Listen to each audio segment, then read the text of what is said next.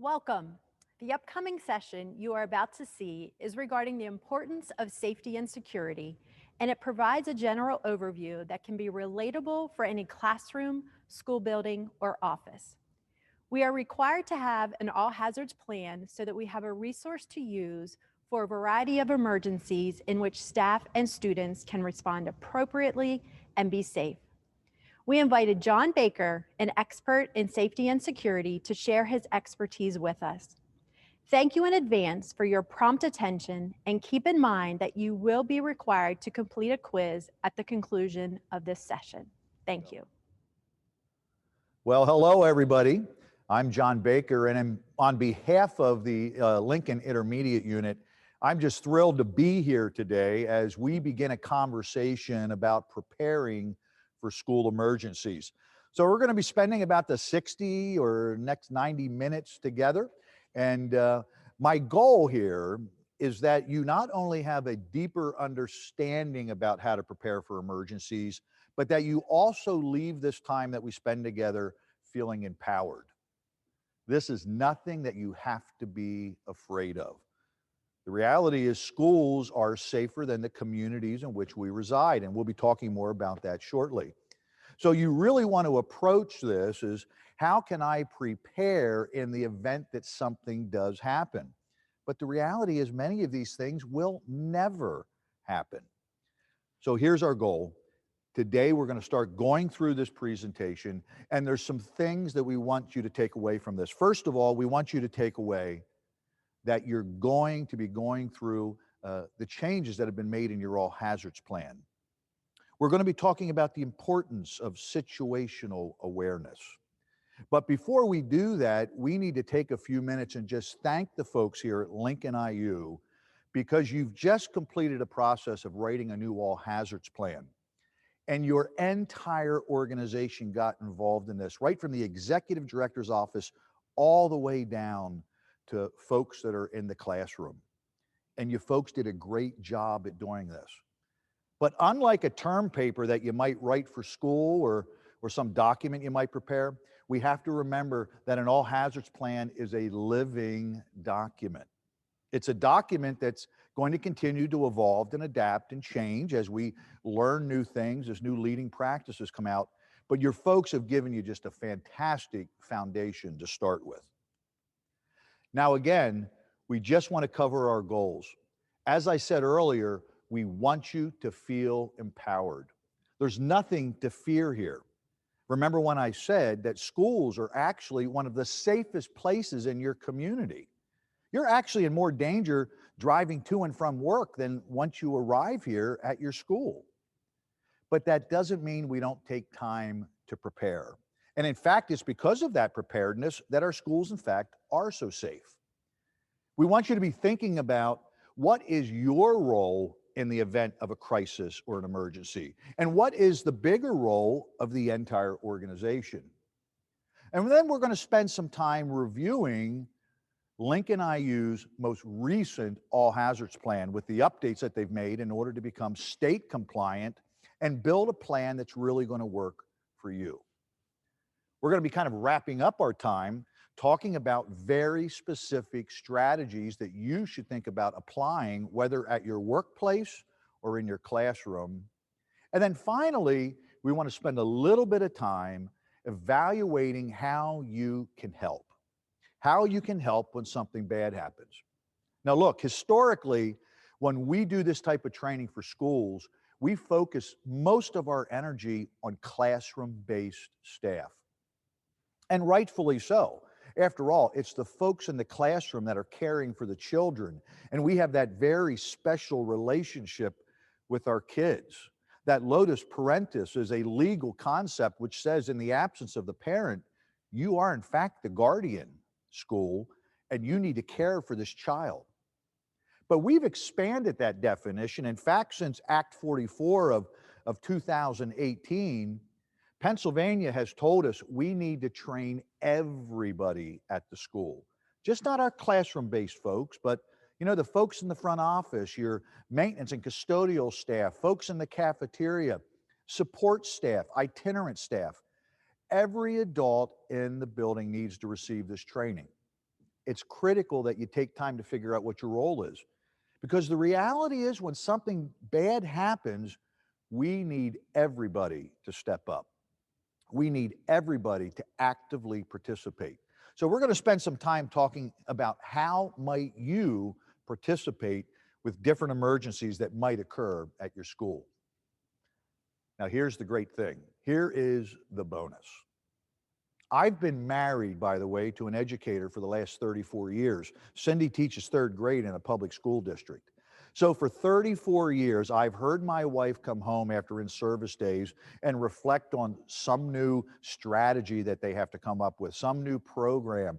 And it's all very school specific. And let's be honest, there are certain skills that we would really not learn if it wasn't for school.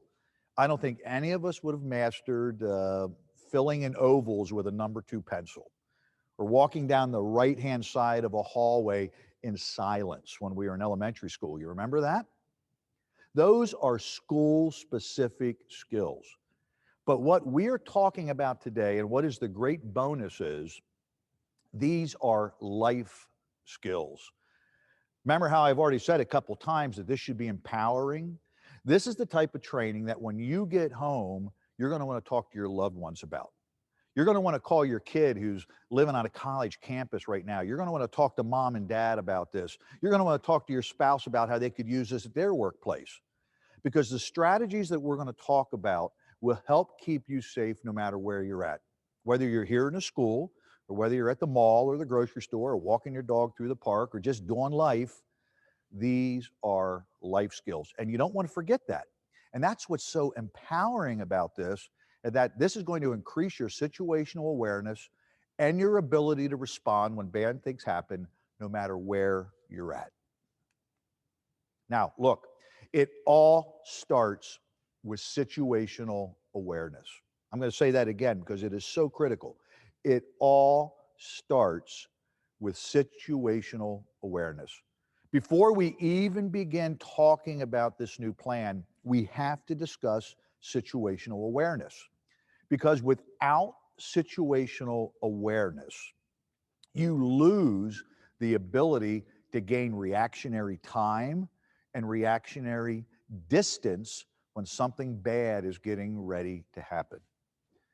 You know, the sad thing is, in our society today, primarily because of our phones and our personal electronic devices, many of us have surrendered situational awareness for virtual awareness. It's kind of scary, isn't it? Think about that for a minute. Think about the people that are driving a 2,000 or 3,000 pound car down the road at 70 miles an hour, and they're more aware of what their BFF is doing at the beach right now, or what their friend is making for dinner tonight, than they are whether or not the light is changing in the intersection they're just getting ready to go through. There are urban areas where they've literally had to put signs up at intersections to say, please look up to see if a car is coming. Because people are stepping out in front of traffic. People are falling into public fountains. People are tripping on, sliding on wet floors where there's been wet floor signs clearly laid. We have surrendered situational awareness because of our love affair that we have with virtual awareness. Now, you might say, hey, that I can get by most of my life with that. And you probably are. But the sad thing is, when it comes to a crisis, when it comes to violence showing up, when it comes to weather events, when it comes to fire, when it comes to all of these different events that might introduce themselves into our lives, if we don't have some sense of situational awareness, hey, I smell something, I see something, I hear something, I sense something. If we surrender all of that, that crisis is going to run us over before we even know it was there. Now, I need to qualify this with one thing, and that is simply this. There are some events that happen that we have no ability to respond to. We have no time to react to. I was driving down the highway the other day, actually coming back from New Jersey, and a big old bug went splat on my windshield. That bug really didn't have any time to react. And sometimes crisis does hit our lives where it's just splat. We had no notice. We had no ability to react to that. You might be driving through an intersection and the light is green, and all of a sudden some big truck just comes barreling through the intersection and T-bones a car, sideswipes a car. We hear about these tragedies. But by and large, we have some reactionary time. We have some reactionary distance to work with if we have situational awareness. So it's really important that we talk about that first.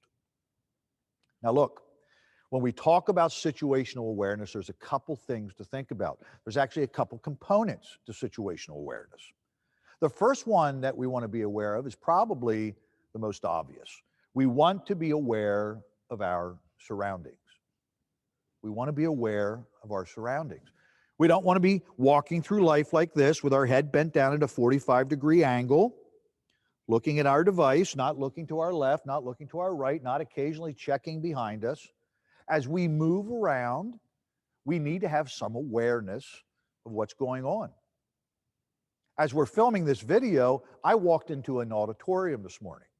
I was greeted at the front desk and I signed into the building. I made my way into this auditorium. My situational awareness of this space is, first of all, I'm up here on a platform.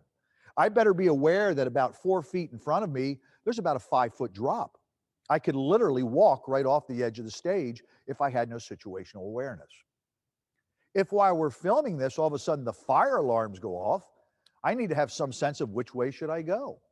So as I came into this space, I looked around and I see exit signs.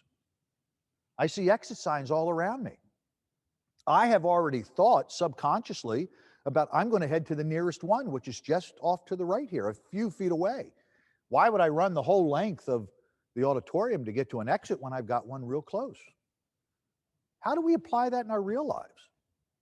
You go to a restaurant that you've never been to before, and after you walk in and you're greeted, and you find your table, as you're making your way there, and as the hostess has got the menus in hand and getting ready to seat you, just look around. Look for one of those exit signs. Look for where the restrooms are. Have some sense of where you're at. And this is not living in paranoia. This is just having a simple awareness. So that if something were to happen, I know how to get out of here. I kind of have a sense of the layout of the place. Basic situational awareness of where we're at and what are the circumstances. The second part of situational awareness is we want to have a sense of who's around us. Who's around us? Is there somebody I don't know? Is there somebody, as I'm walking through the park, walking quickly toward me from behind? Am I going to occasionally look over my shoulder? Am I going to evaluate that?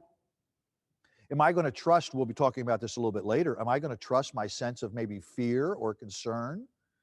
Wow, that person's coming and they got the hood up and they got their hands in their pockets and man, they're just barreling right toward me. Does that make me want to pause? Does that make me want to maybe take a right instead of a left at the next fork in the trail so that I could head toward a more public area, maybe a parking lot where other people are gathering to walk that trail? We want to know who's around us. The other part of knowing who's around us is maybe something bad does happen. Maybe a fire alarm does go off. Maybe all of a sudden there are the smells of noxious fumes. Some type of hazardous chemical has been accidentally spilled in a custodial closet, or maybe there's a failure of an HVAC system, and now there's a smoke coming into the building from a motor that's burned up. Are there people around me that may need my help? You know, when we get on an airplane, interestingly enough, as you get ready to take off and they talk about, you know, your seat being a cushion in case you plop in the ocean. I can't quite imagine what that looks like, but, or if there's a need to exit, that we head toward these exits. The other thing they say is when the airbag drops down, right, that little mask, put it on yourself first, and then help other people. Well, situational awareness would tell us to have some sense. Hey, I'm out with my grandparents today. Boy, Grandma really struggles to walk on her own. She's had some health issues over these last couple years. That's part of situational awareness of who am I with? Who am I going to need to be attentive to should we have to exit the space? Should somebody need some extra care? And then finally, And this is the one that we really have to do a little bit of soul searching on. Situational awareness requires us to assess our own abilities and our own limitations. I'm going to say that again. It requires us to assess our own abilities and our own limitations. Now, let's be honest, that can be a tough one. That can really be a tough one. Now, look, if you're in your early 20s and you're in fantastic athletic shape, you may go, hey, I have no limitations right now. You tell me to jump out that window, I'm out that window. You tell me to help pick somebody up, I'm right there. You tell me to run, I can run. You tell me to grab a fire extinguisher, I can rip that thing right off the wall. But you know what? The reality is for most of us, as we age, or as we have identified limitations as we've been growing up, we may not have all of those tools in our toolbox. I know for me, the shape that I was in as a young soldier in the Army, boy, those days are gone. I'm not running 15, 20 miles anymore. I'm not carrying a 100-pound pack. I have to have a reality check with myself that says, hey, John, here's who you are in your late 50s. And that body has taken a beating over the years. So this idea of, hey, if danger comes, John's going to run, well, those running days are over. Is John just going to jump up and fly through that window to get to safety? I might need a chair to help me get my knee up over that windowsill. We have to have honest assessments of our abilities and limitations. And that means our abilities and limitations today. Let me give you an example of that. A number of years ago, I was doing a training down in Kansas City. And while I was there, we came to an intermission. And at that intermission, an elderly woman came up to me.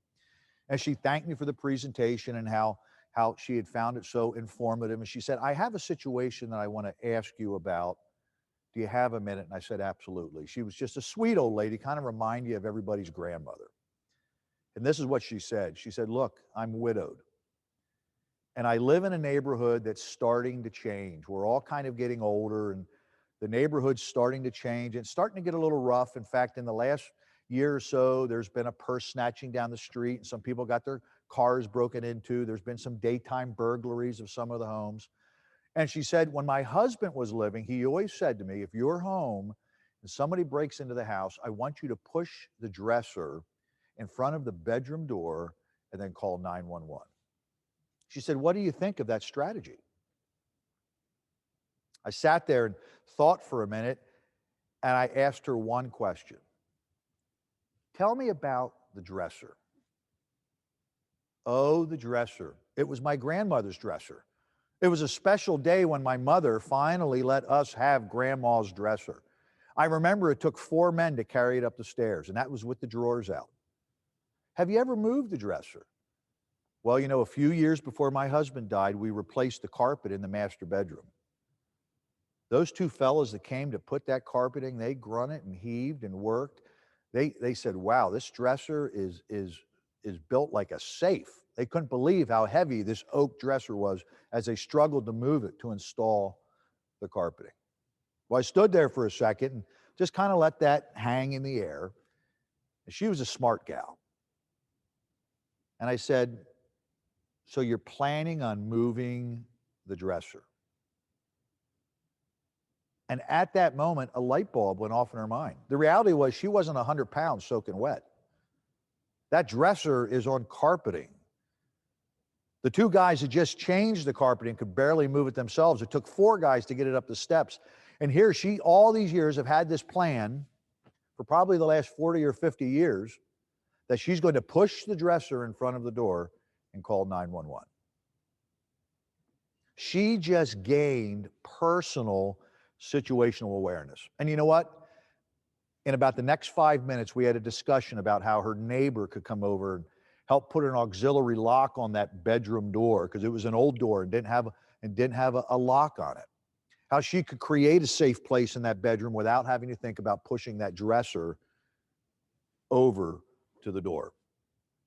So that's just a really good example of having an honest conversation with yourself. What are your abilities and what are your limitations? So look, let's just roll up situational awareness all together before we move on.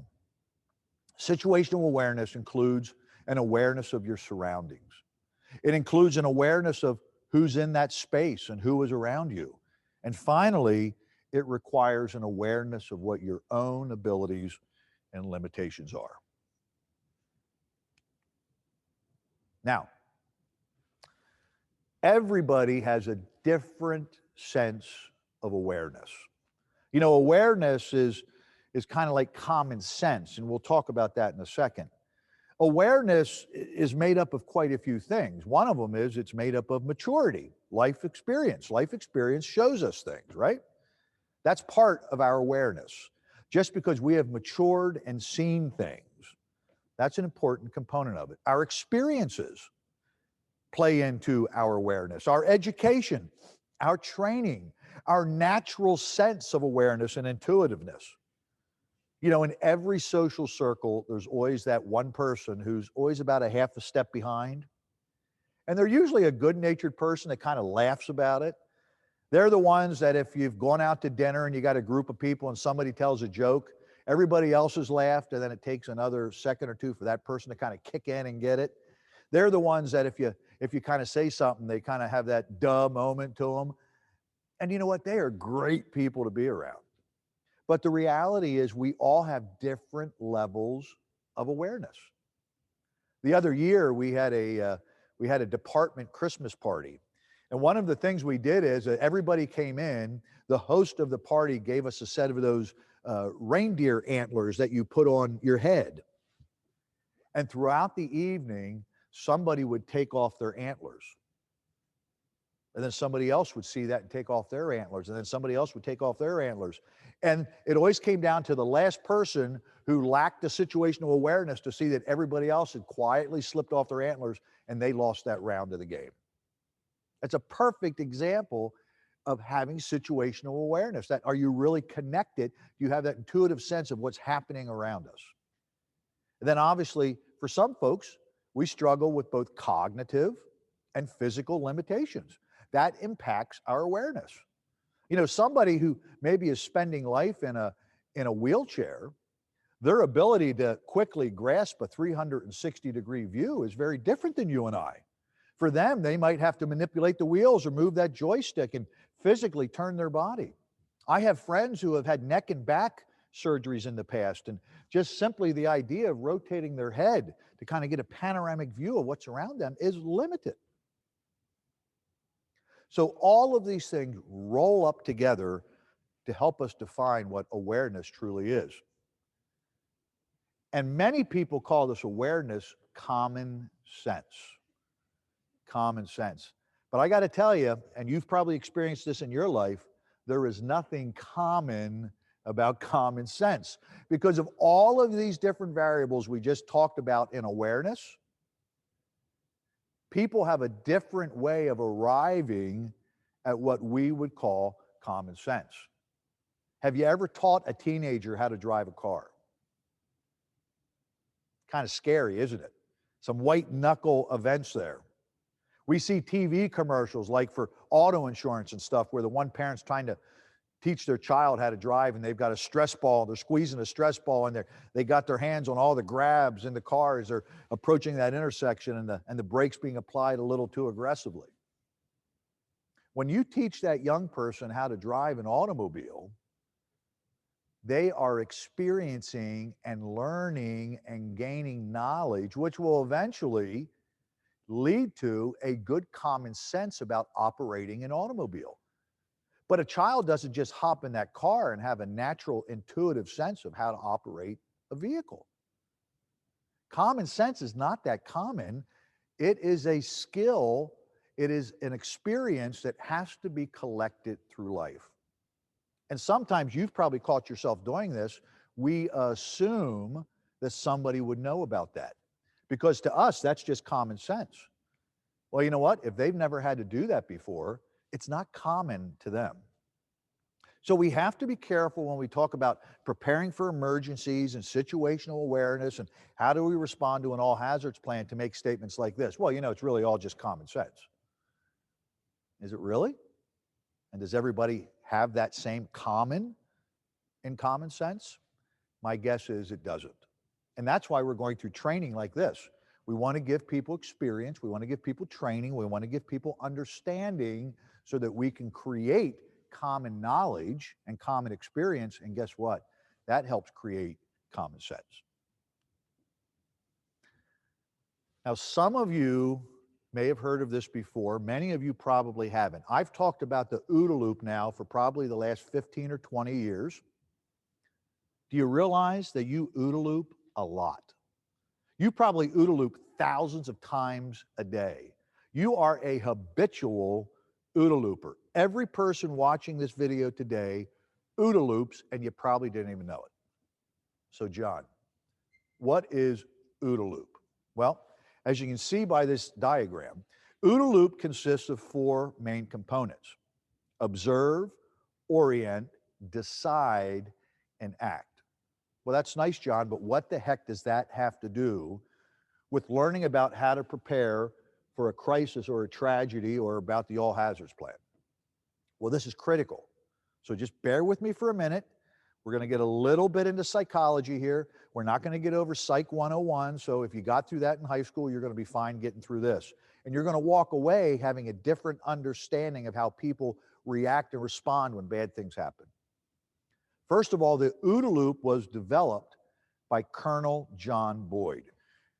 Colonel Boyd was instructed to help Air Force pilots understand the difference between transitioning from World War II prop planes, okay, fighter planes that were driven with a prop engine, to Korean War era jet planes.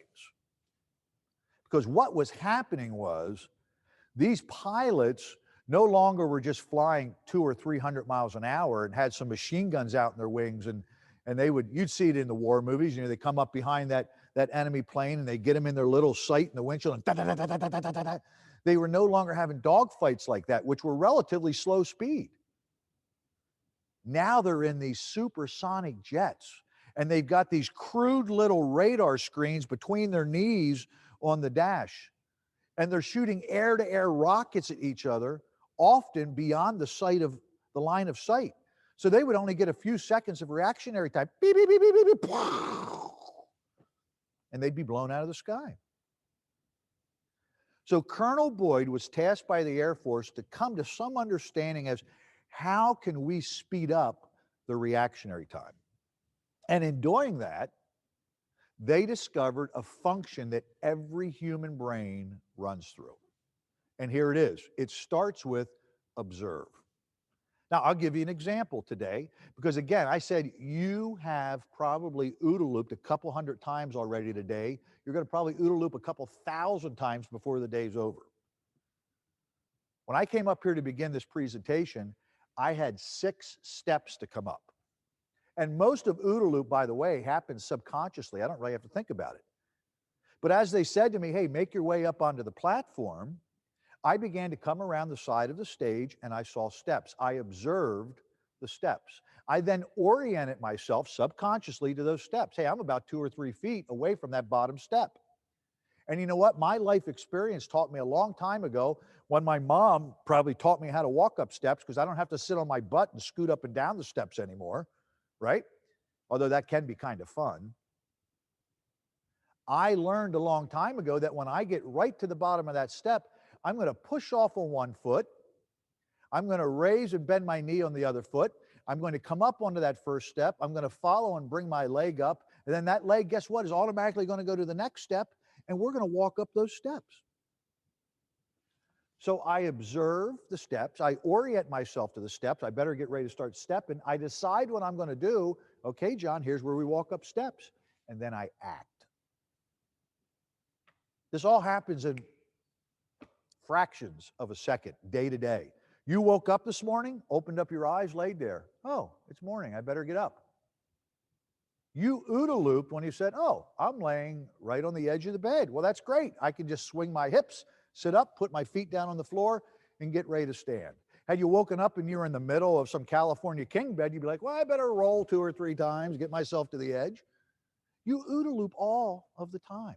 So what does this have to do with responding to a crisis? When a crisis happens, situational awareness requires us to observe. And if we don't have time to observe because we are lacking situational awareness, we're stuck like this, we then have less time to orient ourselves, less time to decide how to react, and less time, in fact, to act. Situational awareness is what starts the OODA loop. The second reason this is important to us is, and this is why we train, this is why we're shooting this video today, is for many people, when they get to the decide mode, okay, I see that truck coming, it's coming down the street and it's barreling right for me. How close is it? I'm orienting myself to it. It's coming fast and it's getting closer. Decide is where the decision is made. Do I freeze? Do people lock up? Some people do. Do I know to throw the car into reverse or step on the gas to get out of the way of that car? If I'm on foot, do I decide to jump back onto the sidewalk before that truck comes barreling by? Decide is where we get hung up. It's where we get hung up. And one of the things that we have discovered, particularly with people that work in schools, particularly with people that are involved in human services and do good social work, is we tend to want to really process things thoroughly. We want to do what's right. We want to do what's best. And sometimes we find people in this profession suffer from paralysis through analysis. I want to gather all the data points.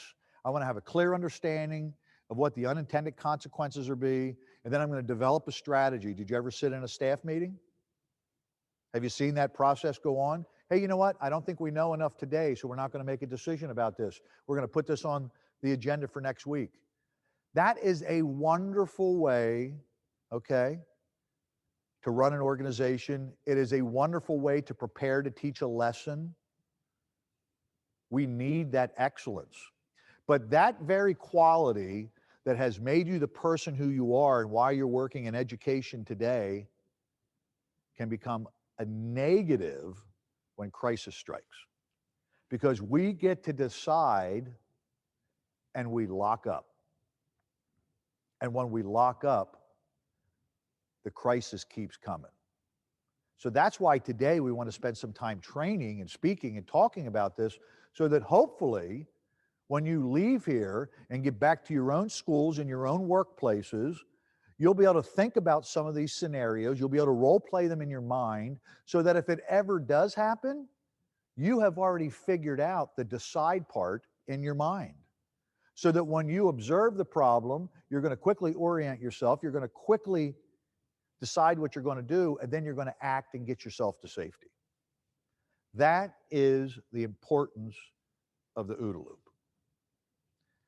Because when you understand the OODA loop and understand the challenges you may have within the OODA loop, you have a better chance of getting to safety when bad things happen. Maybe you don't get hung up on decide. Maybe you're like me, that running is kind of no longer an option. I gave my knees to Uncle Sam. I gave my hearing to Uncle Sam. So I know already in my OODA loop, I have to have more time to act, which means I better speed up my observe, orient, and decide, because I'm going to be doing a really good shuffle. I might even do a light jog, but I'm not doing a sprint away from danger. And you need to figure out how you interact with the OODA loop when crisis happens and how you need to respond. So we want to talk one more thing. We want to spend just a little bit more time talking about our brains. We've talked about this process of the OODA loop. Now we want to talk about survival brain. Survival brain. The reality is the human brain is set up to handle trauma and crisis and a threat. You know, most of our higher cognitive thinking happens right up here, frontal lobe, right? Right up here in the forehead. This chunk of our brain does a lot of our heavy lifting. But when we're threatened, we go into a very primal mode, and it's amazing how our body tries to protect itself. What happens is our brain says, we're going to move the command center to the bunker. We're not going to be up here in the tower with our binoculars looking around. That's what's happening here with our frontal lobe. We're going into the bunker, because if we get attacked, we've got to have our brain operating someplace where it'll be safe. So it shuts down a lot of the function here into the frontal lobe, and it goes to midbrain, okay? We call this modern versus primal brain, frontal cortex versus the medulla, okay? Now, why is it important to know this? When we shut down this frontal lobe, which is where a lot of our high-level processing happens, it is not a good time for us to have to think about complex things with a lot of components. It's not time for us to receive instructions with A, B, C, D, E, a lot of detail. Because when we shift to survival mode, primal brain, midbrain, okay, the medulla, we get into this survival mode where we need things in very simple, clear, sharp instruction. We need to be able to analyze one or two things, not 10 things at the same time. Because remember, we've shut down, for the most part, frontal lobe for that high level, in-depth, complex thinking. Okay? We've gone from an Excel spreadsheet with a gazillion columns in it to 3x5 cards with one or two words on it like flashcards. Now, why is this important to us? This is important to us because as you begin to figure out how you're going to respond at your school or at your workplace or at your home, you need to do all this high-level thinking ahead of time. And then you need to develop plans that when you've been startled awake in the middle of the night and the house is filled with smoke, you're sitting at your workstation, all of a sudden you hear screams in the hallway, a kid comes in from the playground and there's blood gushing out of their arm because they have a compound fracture after falling off a piece of equipment. That's going to instantly throw you into crisis mode. That's going to instantly throw you into midbrain function. And all this higher level thinking is going to take super long to do because remember, you've kind of shut this frontal part down.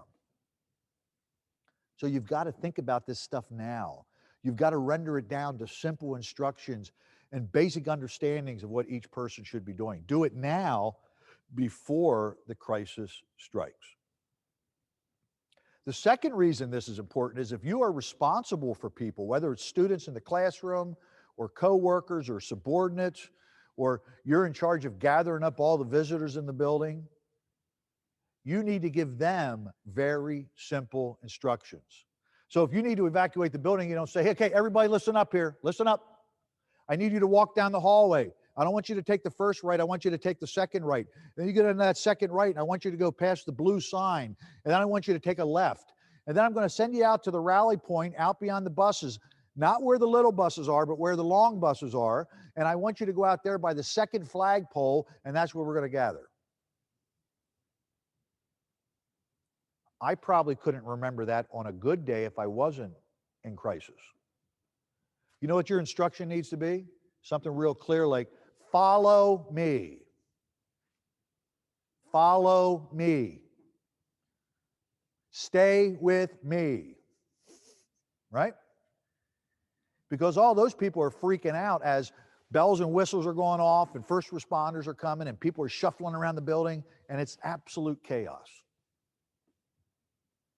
You've got to have simple instructions. You've got to prepare simple plans. That's the importance of understanding how our brains work. We've got to work, again, our situational awareness, we have to work with what we've got. And what we've all got is a brain that when it is threatened, loses its ability typically to do deep cognitive thinking.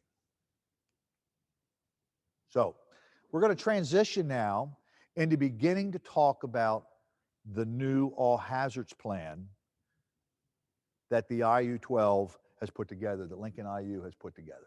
So first of all, why did they go through this process? Why did they go through this process? First of all, it's required by state law. Every school in the Commonwealth must develop an all hazards plan. And we have a model to help us with that. PEMA, the Pennsylvania Emergency Management Agency, was kind enough to build a plan to show us how to do that. And the reason they did that was they wanted to make sure that we could reasonably take care of our students and our clients and our staff and our visitors if a bad thing would happen. It's just not the legal thing to do, it's the right thing to do. You know, if you have a guest at your house and all of a sudden you have a kitchen fire, you have a certain obligation to make sure that the guest of your house gets safely out of your house. It's the same thing in a school setting or an office building setting.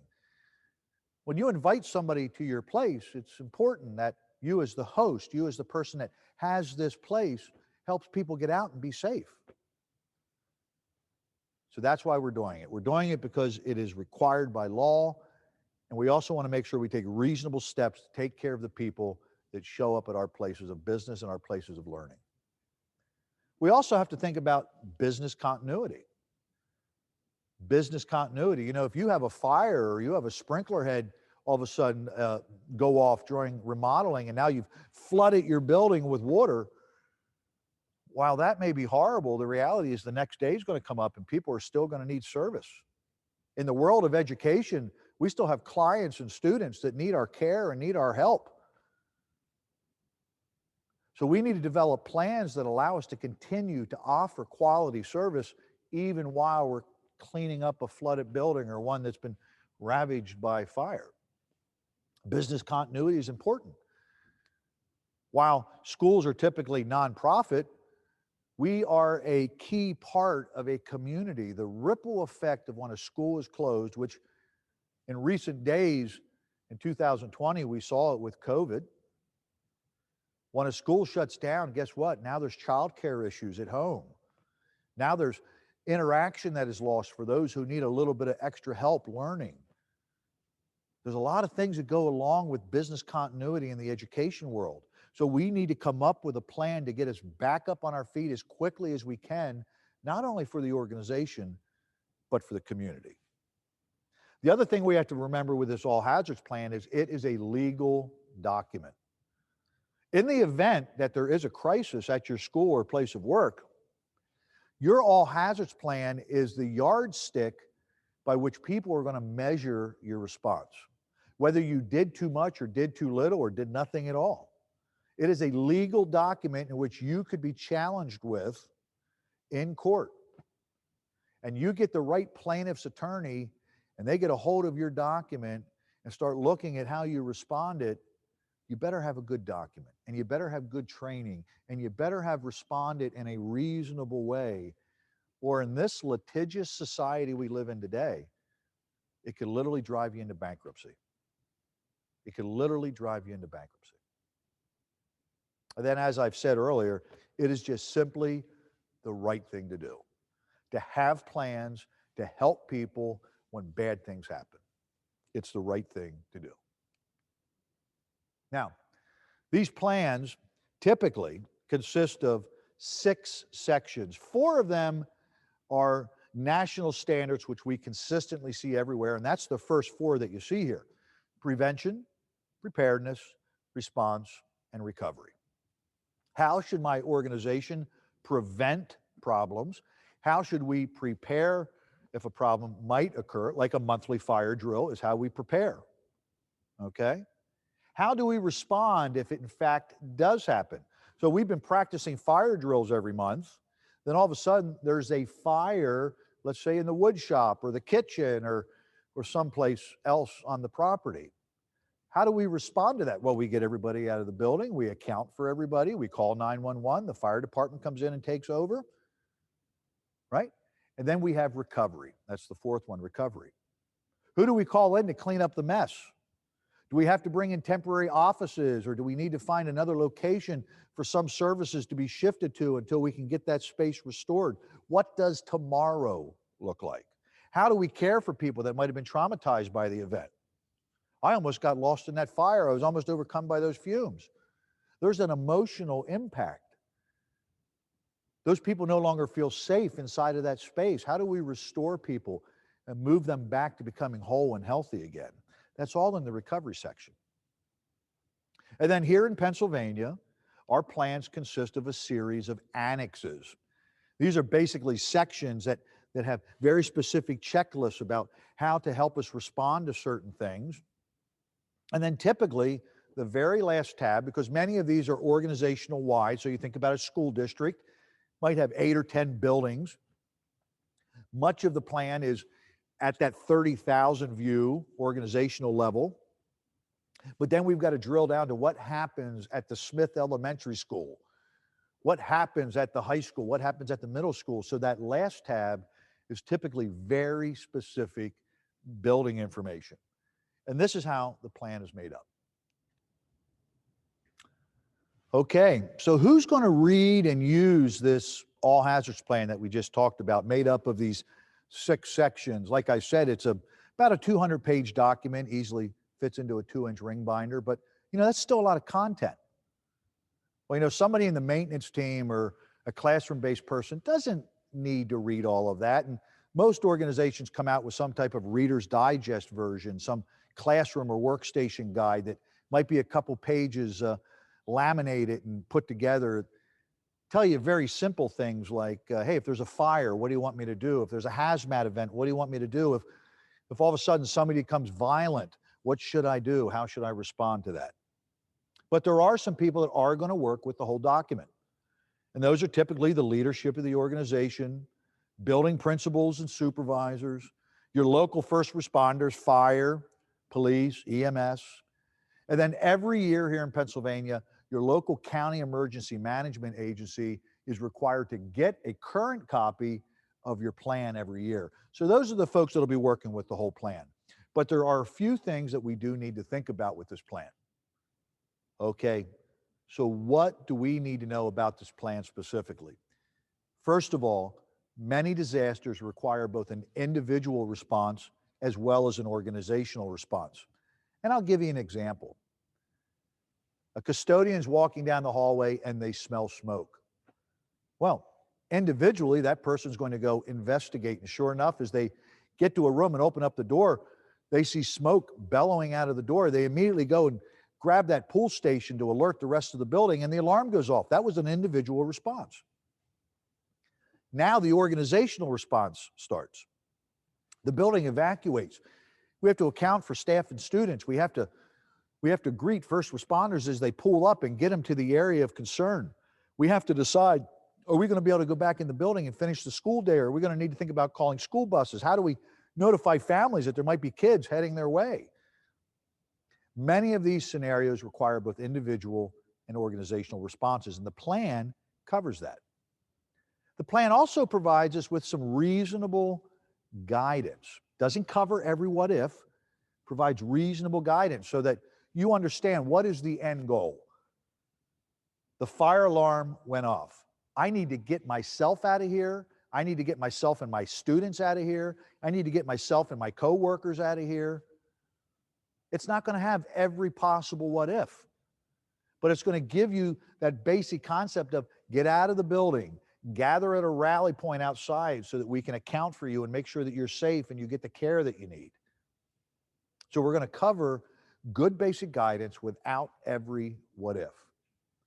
And then we also have to recognize that there's a big chunk of this plan which has to do with business continuity and how do we prepare things and how do we put things in place so that if something does happen, and these are primarily administrative tools. Now, let's get down to brass tacks. What is expected of me? Me, for this presentation, being the grown-ups in the building. So whether you're a classroom teacher, your support staff, your maintenance facilities, you're a librarian, you're in the cafeteria, you're the guy out cutting grass around the perimeter when a bad thing happens, your office staff, your administration, all of the grown-ups in the building. What's expected of me when something bad happens? First of all, you need to take care of yourself. Remember earlier in this presentation, I talked about when you're in that airplane and they're getting ready to take off and they're taxiing out to the runway, and they give you all those tips about getting out of the plane and your seat cushion is your life preserver. And then they talk about what happens when the oxygen masks drop down. You put yours on first, because you can't help the person next to you if you don't have the oxygen. Now, a lot of people struggle with this when they think about kids and everything. They're like, oh, I shouldn't worry about myself. No, you absolutely have to worry about yourself. There is little value toward you running toward a gunman. There's little value toward you diving into flames. There's little value to you being overcome by fumes, because you can't help anybody as soon as you go down. You know, one of my sons a few years ago worked at a summer camp up in the Adirondacks. Beautiful, beautiful summer camp up above Lake Placid. He went up a week early to get certified as an open water lifeguard. And when Ben came home at the end of the summer, I was anxious to find out what that lifeguard experience was like for Ben. And I said, Ben, what's the most important thing you learned about being a lifeguard? And that's why I have that lifeguard ring right there. Ben said, the most important thing I learned about being a lifeguard is the lifeguard never drowns. That struck me. The lifeguard never drowns. He said, in fact, most of the training is about how not to drown. If you've got that victim thrashing and pulling and trying to pull you under, you actually have to break away from them and wait until they get to a point where they're no longer trying to hurt you, and you can rescue them and bring them in, how to calm them, how to hold them, how to save them. But the lifeguard never drowns. Because if the lifeguard drowns, the lifeguard can't help that person. Now we have 2 drowned victims. Or the lifeguard can't help the person an hour from now who is struggling in the water and needs the lifeguard's assistance. So you need to know this. It's okay to take care of yourself. Because when you take care of yourself, you're going to be able to help other people. That's why it's so important to have situational awareness about your workspace and about your own limitations and your own abilities. Because if you can figure all that out ahead of time, you're then able to focus on other people. So the lifeguard never drowns. The other thing we have to remember is a lot of times bad things happen not when we're in these nice, neat little classroom units. I get it. For the last 10 years, you've been practicing lockdown when you've got your 20 students in your classroom with you and the doors closed. I get it. That's how we practice fire drills. When's the last time you did a fire drill when there were 400 kids in the cafeteria? Nobody does that. But the reality is 80% of the bad stuff that happens in schools happens when we're not in class. It happens when the hallways are crowded, the cafeteria is stuffed, the bus loop is busting with kids leaving and parents pulling in and school buses trying to load. It happens in auditoriums. It happens in gymnasiums at a Friday night basketball game. But here's what you got to know. And this is really hard, particularly for professional educators to get their head around. Because they've learned ever since they did their first junior block in a classroom, if I've got 25 kids at the beginning of the day, I darn well better have 25 kids at the end of the day. You go on a field trip, how many times do you do a head count to make sure you didn't leave Johnny in the bathroom or Susie's still over there looking at the dinosaur? But when this bad stuff happens, sometimes you don't have all your kids with you. So what do? You do what the only thing is that you can do. And that is you take care of those people that are immediately around you, even if they're not part of your class. You take care of yourself and you take care of those who are immediately around you, and then you get to a safe place. And whether that means locking down in a classroom or running out to the flagpole or running to the next development over and hanging out in a neighbor's garage until somebody figures out where you're at, or you can reach out to somebody and let them know where you are at. And then we need you to account for people. Who do I got with me? Who am I missing? Who don't I have?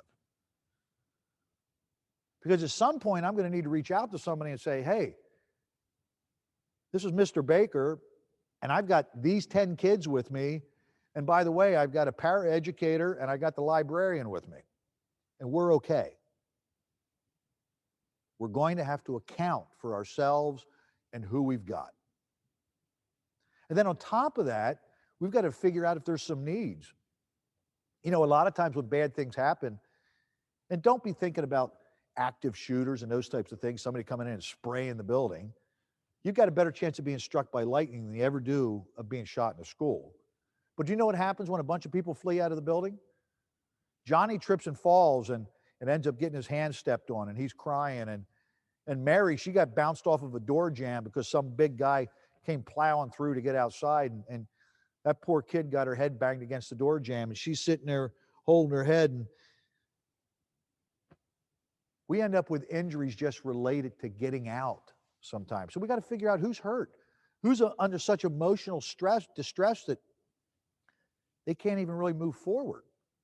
So we got to figure out what are their needs and get them to the ambulance, get them to someone who might just need to give them a hug or might need to talk to them for a few minutes and let them know, hey, you know what?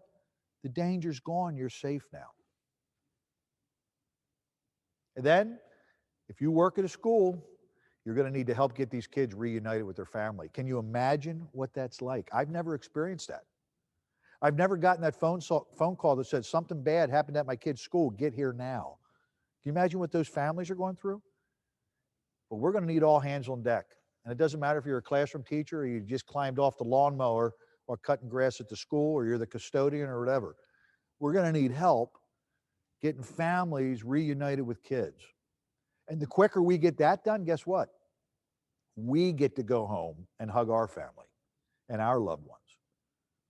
And we want to get you home as quick as you can so that you can then take care of yourself. So these are the basic responsibilities. And if you really think about it, it's what any decent person would do, whether you're working or not and you're faced with a crisis.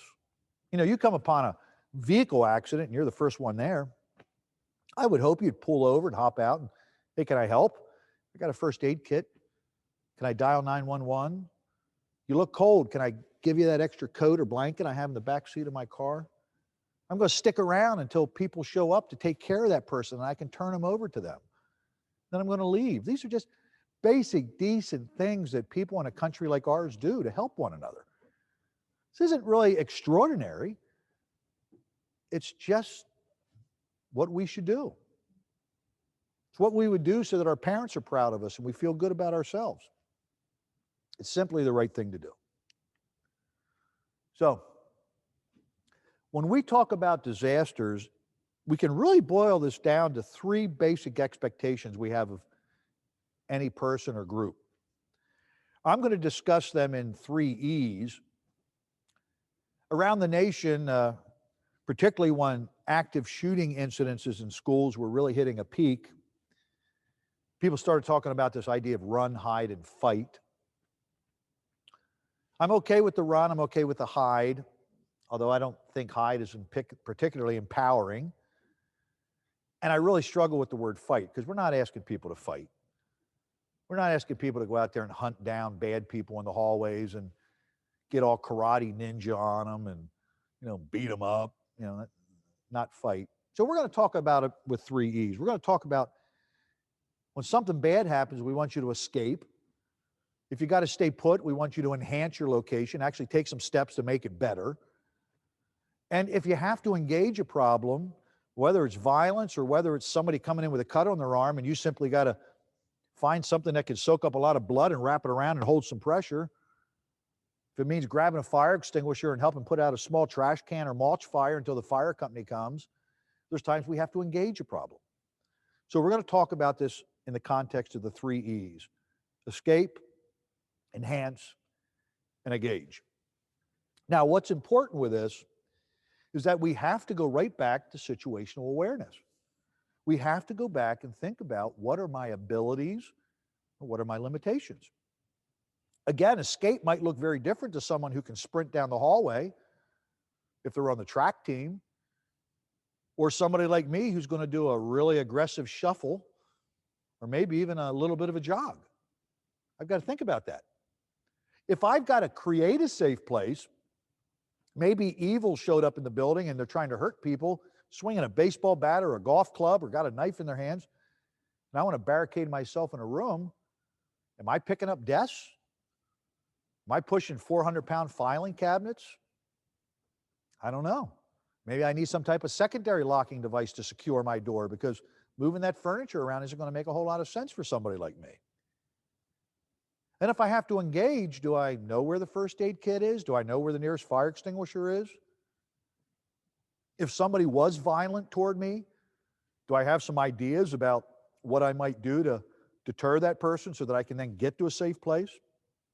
What am I going to throw at them? Heck, maybe I'll grab that fire extinguisher and spray it right in their face. They're going to be gagging and coughing and trying to get over getting that big puff of white powder in their face. That might give me the time to shuffle on out of there and get to a safe place. Now, whenever you have a disaster occur, the preferred option is always to escape. You know, I'm not a big ice hockey person. For whatever reason, that's the one sport that never ends well when a puck goes flying up into the audience. You see those great shots of people catching baseballs, soccer balls, footballs, but it seems like anytime that puck goes into the crowd, somebody is going to the hospital, right? That frozen puck just doesn't catch real well. So one of my goals in life is to never get hit in the head with an ice hockey puck. What do you think the best strategy is for John Baker to never get hit in the head with an ice hockey puck? It shouldn't be real hard. Don't go to the game. If I'm nowhere near the game, I'm not going to get hit in the head with an ice hockey puck. Well, when bad things are happening, when there's crisis happening, when there's disasters and hazards happening, if you get away, you've really reduced your chances of being impacted by it. So escape is always the preferred option. Sometimes some disasters require you to maybe do a combination of all three. Hey, you know what? I thought I would go in here and I'd stuff some rags underneath the door, and maybe that'll keep the fumes out. But after you're in there for about 5 or 10 minutes, you go, boy, I think I do kind of smell those fumes. I might end up climbing out a window to get to fresh air. So I went from enhancing a place to escaping a place in order to get to a safe place. But do you notice what's common about all three of those? All three of them involve either getting to a safe place or creating a safe place. It's all about you and those around you getting to a safe place. Okay? So, sometimes we have to remember that circumstances can change really quickly. Like I said, you might stuff some rags under the door and go, I think we're going to be good here, until they clean up that hazmat spill down in the chemistry lab. But then all of a sudden you start getting that tickle in the back of your throat and your eyes start watering. You go, boy, I think those rags aren't doing it. We might have to climb out the window. Whenever we respond to a situation, it doesn't mean we get to turn our situational awareness off. Because guess what? The situation's dynamic. It can continue to change. And as it continues to change, we need to be able to change with it. In other words, our situational awareness has to constantly be updated. There are times where staying in place is absolutely the best option for you. You know, for a while when it came to active shooters or violent intruders, lockdown kind of got a bad rap. But you know what? For some people, lockdown is absolutely the best option they have. If you can secure that door and you can put yourself in a place where you know you're going to be safe, and you have physical limitations, you can't run or move fast, you've got students that maybe have mobility issues. I don't know what it looks like to run down a hallway with a handful of kindergartners or a classroom full of kindergartners. I mean, that's like trying to herd cats.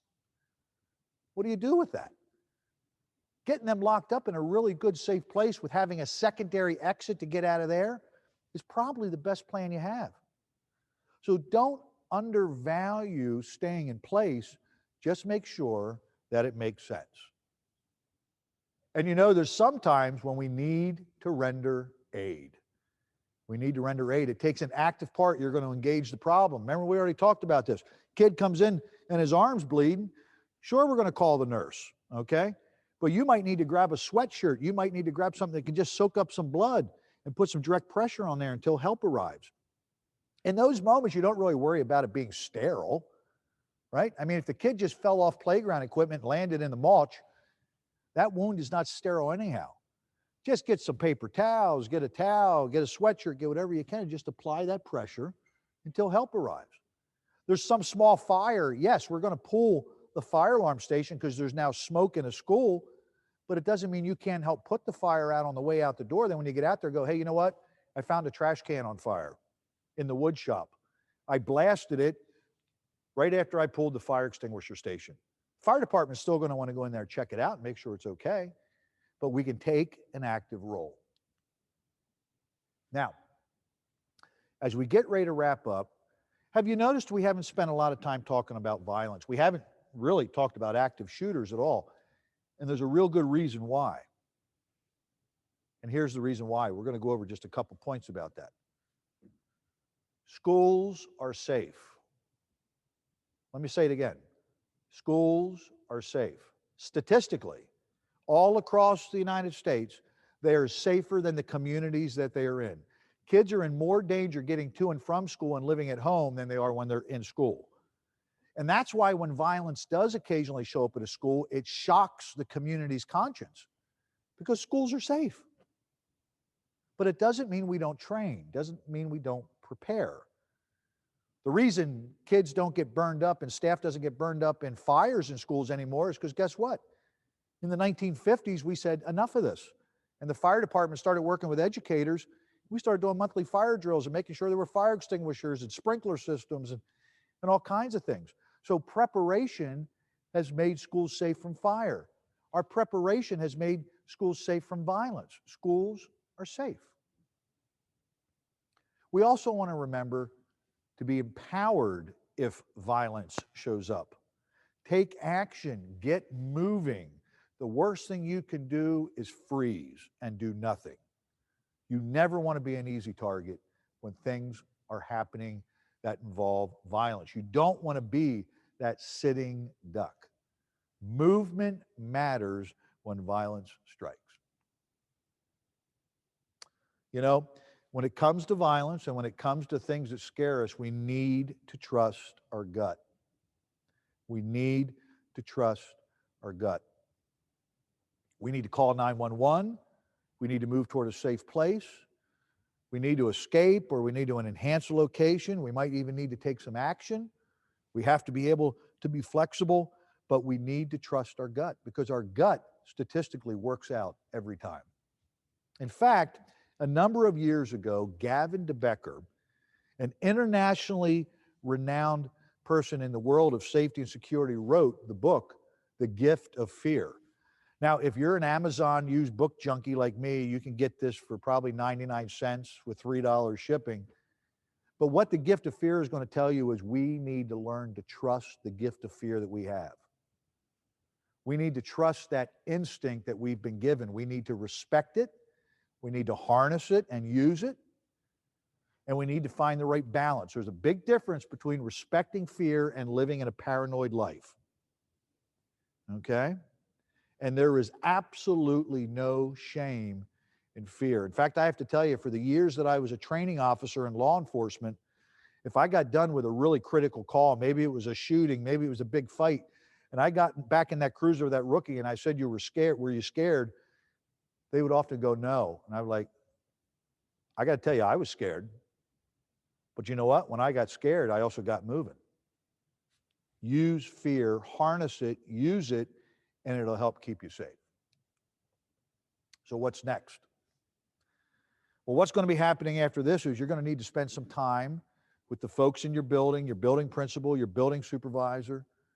You're going to need to review some classroom guides and workstation guides to help you understand what the expectations are, just like we talked about today. You're going to need to spend a little bit of time reflecting on your own abilities and limitations. And then you're going to need to develop some personal strategies that are going to maximize your abilities and counter your limitations. You can do this. You can do this, and you should be empowered to do this. And I'm excited about the next steps that you're going to take as you work toward good situational awareness, a good understanding of what's expected of you, so that when bad things do happen, you will be safe and you will be successful. Well, I just want to thank you for the time that we have spent together. I just want to thank you for letting me get up here today and spend some time with you. And I'm excited to see about how you're going to be preparing for crises and hazards moving forward in the future. Have a good day.